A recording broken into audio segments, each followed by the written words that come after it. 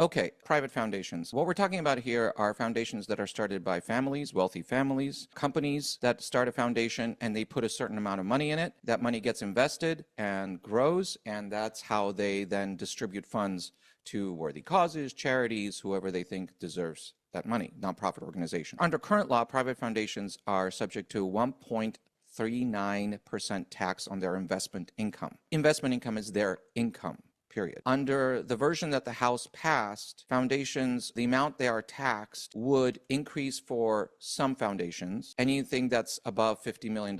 Granted, most foundations are probably going to be below that number, but for those that are $50 million and above, they could see their tax double, or they could see their tax almost quadruple. Now, I wanted to give you a hypothetical example, like a foundation that has $1 billion in assets. That's not that unusual amount. Let's say in a given year, they make 8% in earnings from their investments. That would be about $80 million in income they would have to operate, etc. If they were to pay tax under the current system, they would pay about $1 million tax. If they were to pay tax under this bill, if it becomes law, they would pay $4 million tax. That's an increase of $3 million.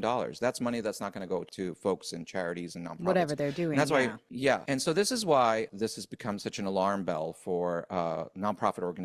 And the National Council on Nonprofits sent out a letter, open letter to the Senate expressing their concern and saying this could make it really hard for nonprofit organizations to function, to access the funds they need, and could harm people and communities that these nonprofits support. This is, again, an issue where we don't have a proposal from the Senate yet at all. We don't know what the Senate is going to do at all. So it's still very much up in the air.